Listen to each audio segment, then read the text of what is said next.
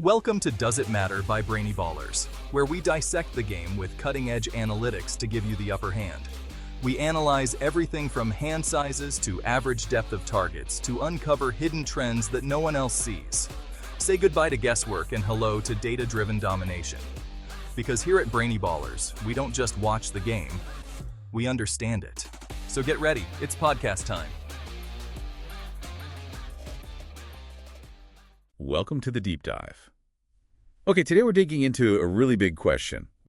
Can we actually, reliably predict future stardom for NFL wide receivers? It's the million-dollar question. And we've got this fascinating article from a Does It Matter series. It focuses on a specific analytical model trying to do just that. So our mission here is simple. Unpack this model, the Star Predictor Score, or SPS. We want to show you why it seems to work, what the key benchmarks are, and basically give you a shortcut to evaluating talent more effectively. Right. Think of the SPS as a specialized scouting tool for prospects. We built it using data going all the way back to 2003. The whole idea is to help maximize your investment, whether that's a draft pick or, even your fantasy pick, and cut down on the risks. Busts are expensive. Okay, so break it down for us. What exactly is this SPS? Sure. So the SPS basically takes 24 different metrics for a player, and it boils them down into a single percentile grade. So like Calvin Johnson, he's the benchmark, a perfect 100.0 SPS. Makes sense. And the data behind it. We looked at the top 50 fantasy performers each year since '03, specifically using PPR scoring, points per reception, because it captures receiving volume well. And crucially, we didn't just look at the superstars. We included the guys ranked 41st to 50th, sort of the bottom 10 of the top 50 to establish a baseline.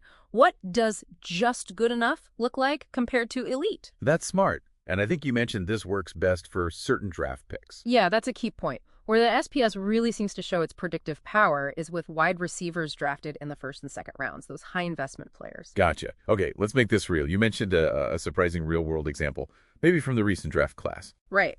So let's talk Malik Nabers and Marvin Harrison Jr. Huge hype around both. Everyone had takes on those two. Exactly. Nabers had an SPS of 74.6. Harrison Jr. was at 64.5. Now, most experts had them closer, or even Harrison Jr. slightly ahead, based on, pedigree and tape. But the SPS differed. Significantly. And here's the kicker. It perfectly predicted their rookie season output, not just the order, but the relative gap. Nabers put up 273 PPR points, Harrison Jr. 197. So the SPS saw that gap when others didn't. Precisely. It suggested that, despite the hype, there wasn't really a performance toss-up there for year one. It implied, maybe controversially, that a team could have traded back from Harrison Jr.'s spot, gained assets, and potentially still landed Nabers or someone comparable without a huge production hit. That's a powerful insight. I bet some GMs wish they'd seen that. Okay, so beyond individual players like that, what are the bigger trends the research showed? Well, looking across the 21 seasons, the trend was incredibly consistent. The top 5 fantasy finishers always had significantly higher average SPS grades coming out of college than the guys finishing, say, 31st to 50th. Always. No fluctuation. Pretty much rock solid, which is interesting because other things people track, like, defensive end weights or something, those metrics often show zero correlation over time. This held up. And this consistency helped us define what we call the optimal range for predicting future success. That seems to be an SPS grade of 60.0 or higher. 60. Okay, that's the magic number. Seems to be. Players hitting that 60.0 mark or above had a 35.2% higher rate of finishing in the top 10 at some point in their careers compared to guys below that threshold in the 31-50 range. A 35% better chance. That's substantial. So let's talk correlation strength. How confident are we that this SPS causes or strongly predicts success, not just correlates loosely? Do you want to start dominating your drafts? At brainyballers.com, we've researched every metric under the sun for you to find which ones are best linked to fantasy points. You can access hundreds of metrics to sharpen your scouting ability so you know which metrics matter and which are just noise. Stop guessing on which thresholds to look for within each metric. Big numbers can be misleading or irrelevant.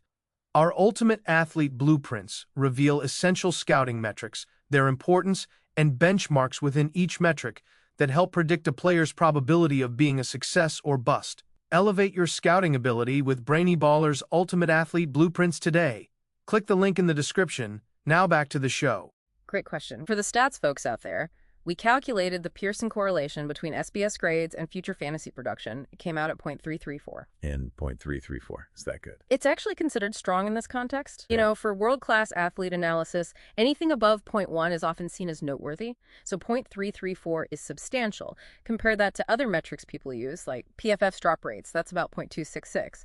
And draft capital itself, it had a negative correlation of negative 0.142 overall in our study. Now focusing again on those crucial first and second round wide receivers, the SPS correlation jumps to 0.456. Much higher. Much higher. And draft capital for that group, negative 0.218. The SPS is much more predictive in that range. That's a massive difference. Huge. And one more thing. We looked at decadal differences. The importance of hitting that 60-plus optimal range, it nearly doubled in significance in the most recent decade compared to the previous one. So this isn't just some historical artifact. It's getting more predictive over time. Seems like it. The signal is getting stronger, which suggests the factors the SPS measures are becoming even more critical in today's NFL. Okay, this is compelling stuff. So let's bring it back to the listener. How can you, sitting there trying to prep for your draft or just understand prospects better, actually use this SPS knowledge? We tried to make the SPS table itself really practical. You can access it, filter it by year, position, player name, even the scores themselves. And we use a simple color code. Green cells mean the higher chance of success. Yellow means they're below that, likelihood of top performance starts dropping off. Red. Well, red indicates scores that are exponentially lower, statistically very unlikely to become stars. Green, yellow, red. Easy enough. Yeah, it's designed to be a quick visual guide. It's a great tool for spotting potential values, maybe identifying guys the consensus is too high or too low on, finding those sleepers everyone loves. Fantastic. So wrapping this deep dive up, it really seems like this star predictor score offers one of the strongest, if not the strongest, correlations we've seen for actually predicting future wide receiver success, especially for those early round picks. Absolutely. That 60.0 SPS grade threshold really emerges as the key benchmark. It helps you identify potential future stars and, maybe just as importantly, those potential busts you really want to avoid investing heavily in. Right. So hopefully this discussion has given you a genuine shortcut, a more informed way to look at player evaluation beyond just the headlines or draft position. And to leave you with a thought, we've seen how combining, 24 different data points into one score can yield powerful predictions in football. So think about your own field, your interests, your work. What seemingly unrelated pieces of data could you potentially combine and analyze to uncover hidden correlations and maybe gain your own predictive edge? Something to ponder.